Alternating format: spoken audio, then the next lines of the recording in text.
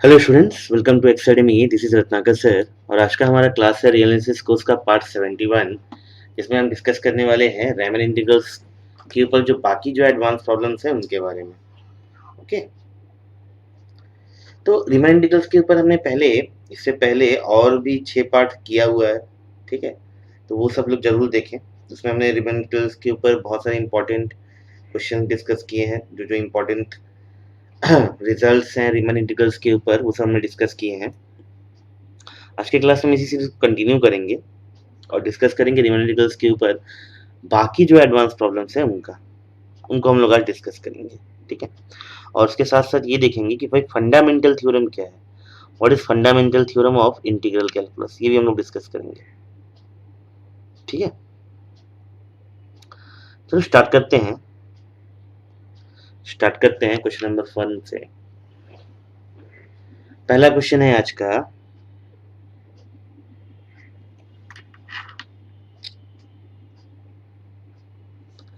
पहला क्वेश्चन है आज का पहला क्वेश्चन है let a function f from AB to R.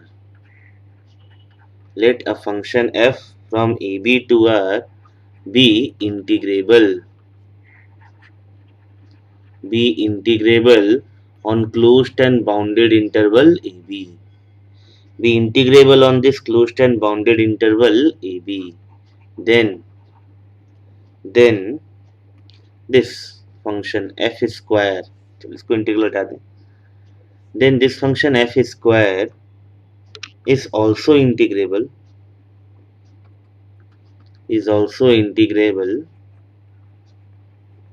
on this closed and bounded interval AB.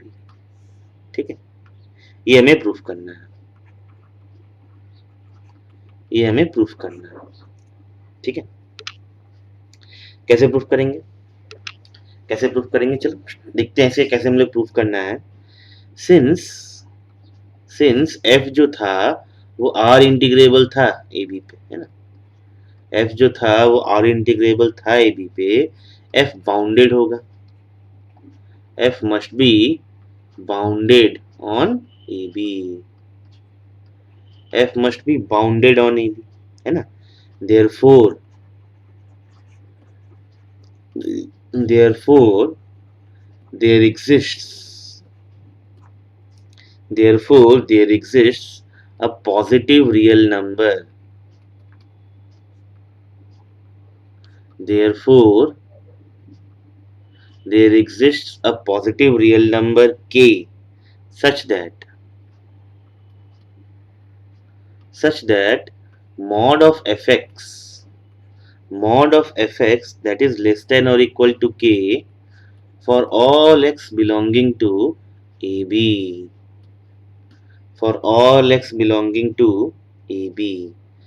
ठीक है। तो यहां से हमें क्या मिल जाएगा, सो mod of f square x, this must be less than or equal to k square for all x belonging to AB, ये हमें मिल जाएगा। तो this shows that this function f square is bounded on AB. This shows that this function f square is bounded on AB. f square खुद bounded हो जाएगा इस closed and bounded interval AB पे, ठीक है। अब हम मानते हैं लेट एप्सिलॉन भी ग्रेटर देन 0, ठीक है। Let epsilon greater than 0 be arbitrarily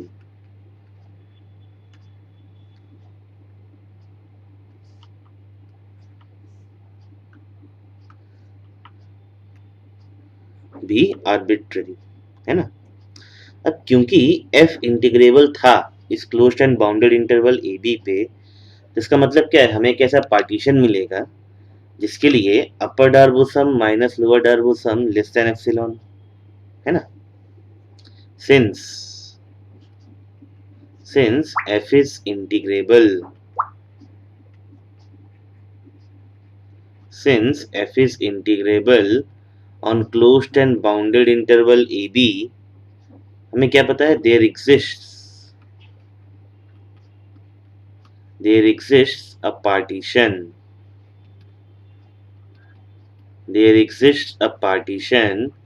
P of AB such that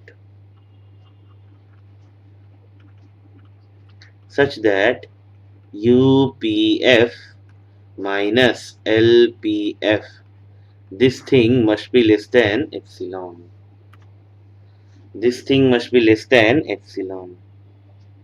ठीक है, यहां तक आई होप सबको क्लियर।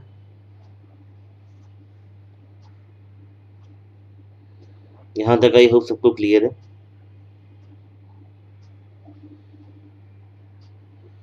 आगे बढ़ते हैं नेक्स्ट स्लाइड पे।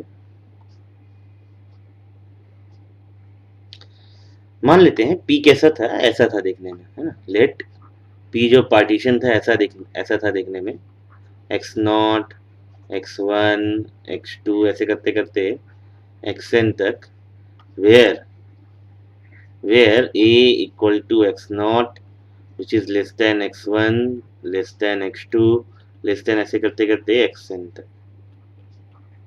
Equal to b।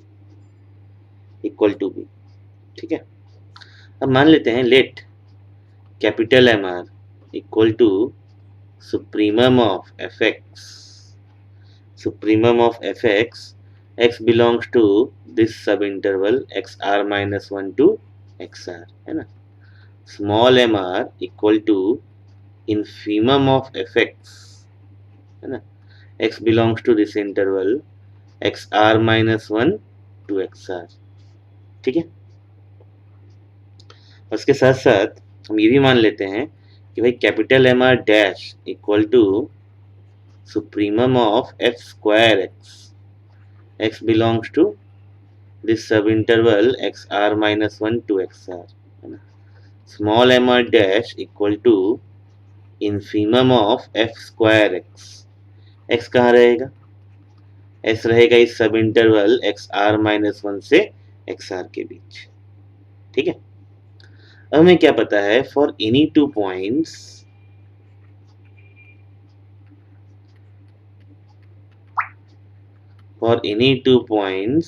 Alpha beta in this subinterval in xr minus 1 xr, for any 2 points in this subinterval we have, हमें क्या पता है, we have mod of f square alpha minus f square beta, this thing is equal to mod of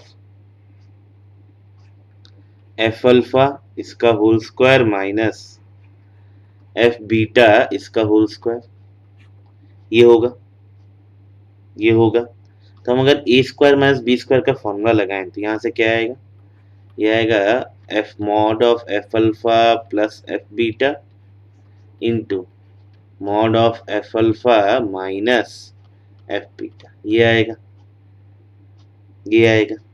now this is less than और equal to f alpha k से छोटा है, f beta k से छोटा है, so this is less than और equal to 2k into mod of f alpha minus f beta, ये चीज, इसे हम पहला इक्वेशन बोल देते हैं।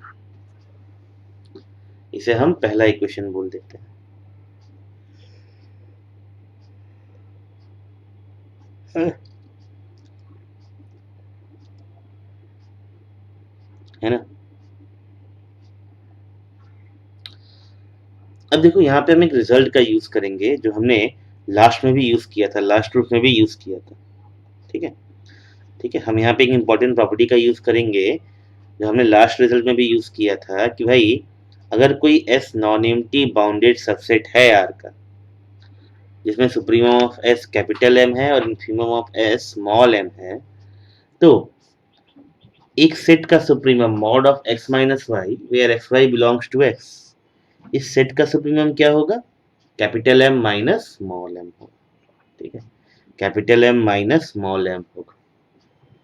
ठीक है, तो इस प्रॉपर्टी को हमने लास्ट क्लास में भी यूज किया था, यहाँ भी एक बार लिख लेते हैं, उसके बाद इसे यूज करते हैं। we know if S be any non-empty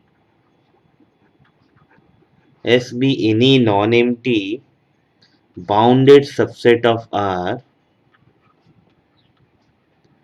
S be any non-empty bounded subset of R with supremum of S equal to capital M and infimum of S equal to small m, then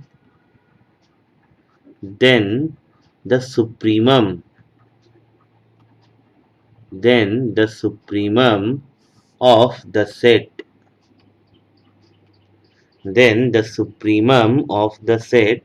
कौन सा set, ये वाला set, mod of x minus y where xy belongs to s, इसका supremum क्या होगा, ये होगा capital M minus small m। ठीक है, इस प्रॉपर्टी को हम लोग यूज करने वाले हैं।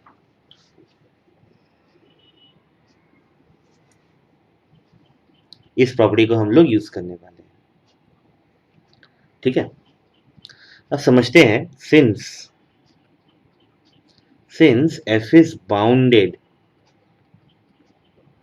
f is bounded on this subinterval xr minus 1 to xr with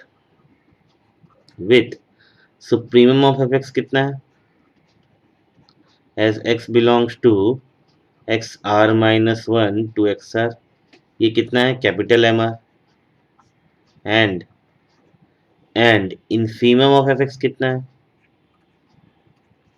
where x belongs to this subinterval xr minus 1 to xr, ये कितना है, ये है स्मॉल एम आर, ये स्मॉल एम आर है।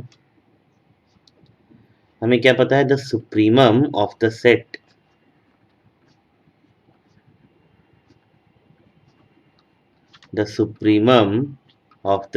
कौन सा set, the supremum of the set, ये वाला, mod of f alpha minus f beta where alpha beta belongs to xr minus 1 to xr, इस सेट का सुप्रीमम क्या होगा,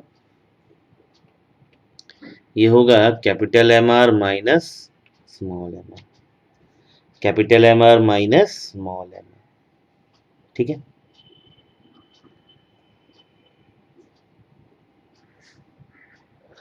and similarly since f square is bounded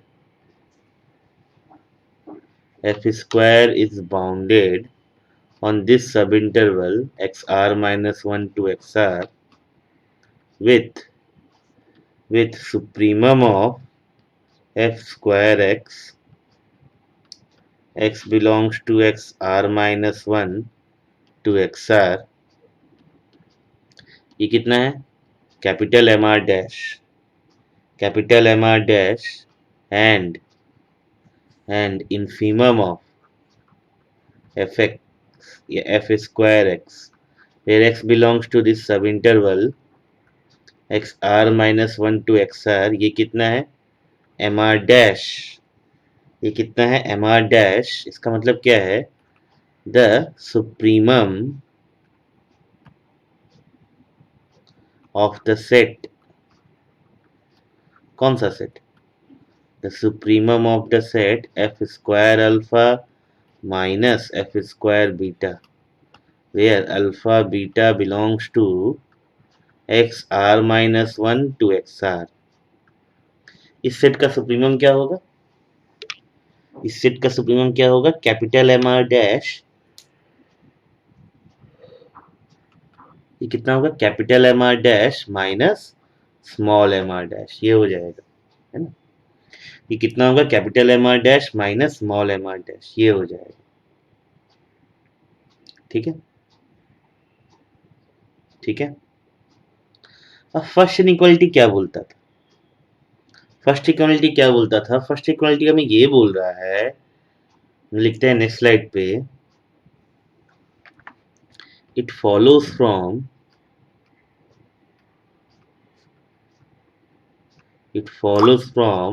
the inequality 1, है ना? It follows from the inequality 1. It follows from inequality 1 that 2k 2k into capital M R minus small M R, ये क्या है? ये होगा is an upper bound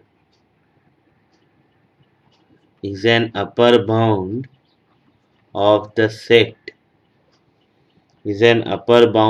set, कौन सा set? ये वाला set, mod of f square alpha minus f square beta, where alpha beta belongs to xr minus 1 to x, इस सेट का सुप्रीमम। ठीक है, ठीक है। And therefore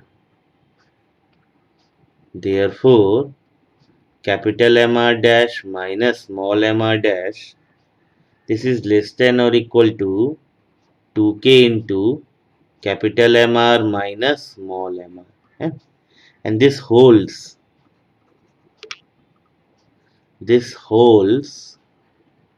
for r equal to 1 to n.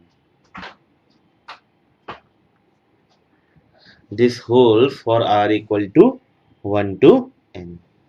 ठीक है, तो यहां से हमें क्या मिल जाएगा? यहां से हमें क्या मिल जाएगा? U P F square minus L P F square minus L P F square, ये कितना हो जाएगा? ये हो जाएगा summation of R equal to 1 to N capital M R dash minus small M R dash into X R minus ये हो जाएगा। दिस इज लेस देन और equal to 2k by above inequality summation of r equal to 1 to n capital M R minus small M R, है ना, into X R minus 1, ठीक, which is equal to 2k into UPF minus LPF, है ना, which is less than epsilon, ठीक। तो ये sufficient condition था R integrability के लिए, and this will complete the proof, है ना, क्योंकि ये सफिशिएंट कंडीशन था इंटीग्रेबिलिटी के लिए, this will complete the proof. ठीक, नेक्स्ट स्लाइड पे लिख लेते हैं, दिस बीइंग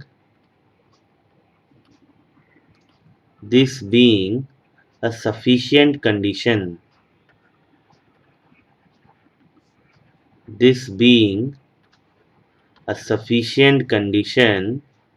for integrability,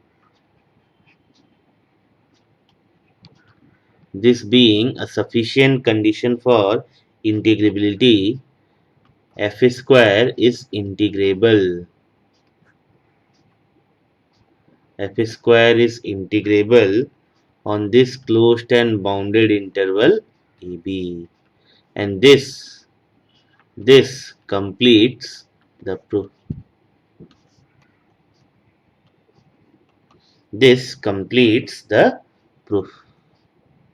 ठीक है, एक बार स्टार्टिंग से रिकैप कर लेते हैं, हमने क्या क्या एस्टेब्लिश किया है, ये हम लोग स्टार्टिंग से रिकैप कर लेते हैं।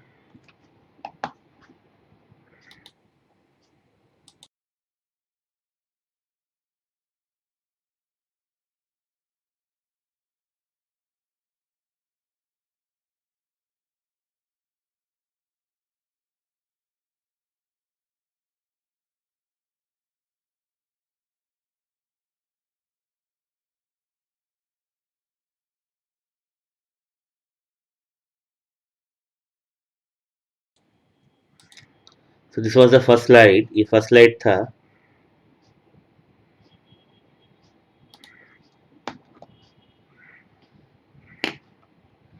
The second slide.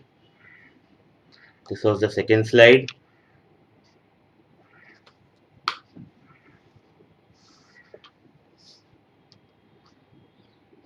ये था थर्ड स्लाइड. ये था third slide.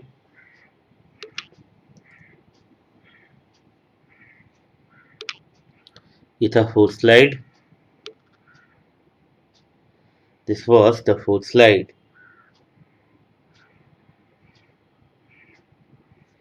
And this one last slide. ये लास्ट स्लाइड है ना.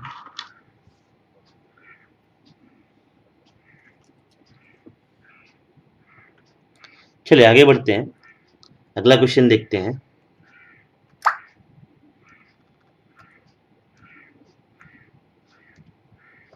अगला एक छोटा सा क्वेश्चन है. सेकेंड क्वेश्चन क्या बोल रहा है? Let the function f from ab to r and g from this closed bounded interval ab to r. ये दोनों ही b दोनों ही इंटीग्रेबल है. बी बोथ इंटीग्रेबल या R integrable. Integrable on A B. Integrable on A B. Then their product function f into g is integrable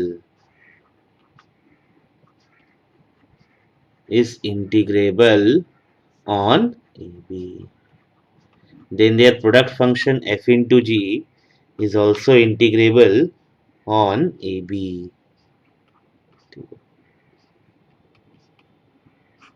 proof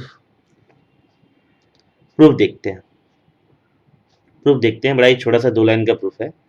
ठीक है. देखो सिंस f क्या था? इंटीग्रेबल था. इंटीग्रेबल था इस closed and bounded interval A B पे. इसका मतलब है f बाउंडेड था. f is bounded on A B. इसका मतलब है कि f जो था वो बाउंडेड था, है ना. और क्योंकि g भी इंटीग्रेबल था इस closed and bounded interval A B पे, इसका मतलब है g भी बाउंडेड था, है ना. g भी बाउंडेड था ए बी पे. तो इन दोनों से हम क्या बोल सकते हैं? इन दोनों से हम बोल सकते हैं कि भाई इनका प्रोडक्ट फंक्शन जो है देन f इंटू जी ये भी बाउंडेड होगा, है ना. देन f इंटू जी ये भी बाउंडेड होगा. कहाँ? इस क्लोज्ड एंड बाउंडेड इंटरवल ये होगा. अब f इंटू जी को हम कैसे लिख सकते हैं? The product f into G can be written as half into f plus G इसका whole square minus half f square minus half G square. इसे हम इस तरह से लिख सकते, है ना. अब हमने पिछले जो थ्योरम्स किए उसमें हमने क्या प्रूफ किया है? ठीक है, हमने क्या प्रूफ किया है? सिंस f r इंटीग्रेबल है इस closed and bounded interval A B पे, g भी r इंटीग्रेबल है इस closed and bounded interval A B पे.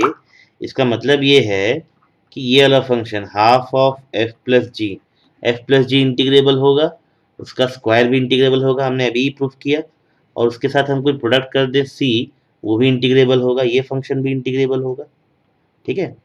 हाफ एफ स्क्वायर ये फंक्शन भी इंटीग्रेबल होगा और हाफ जी स्क्वायर ये फंक्शन भी इंटीग्रेबल होगा.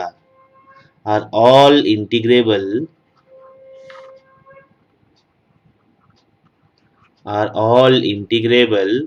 on this closed and bounded interval AB. and hence f into g. Hence f into g is also integrable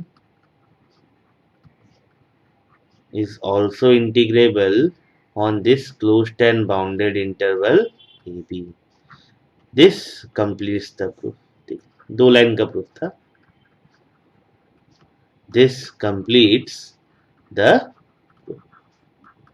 दो line का प्रूफ था, कंप्लीट हो गया. ठीक है, दो लाइन का प्रूफ था, कंप्लीट हो गया.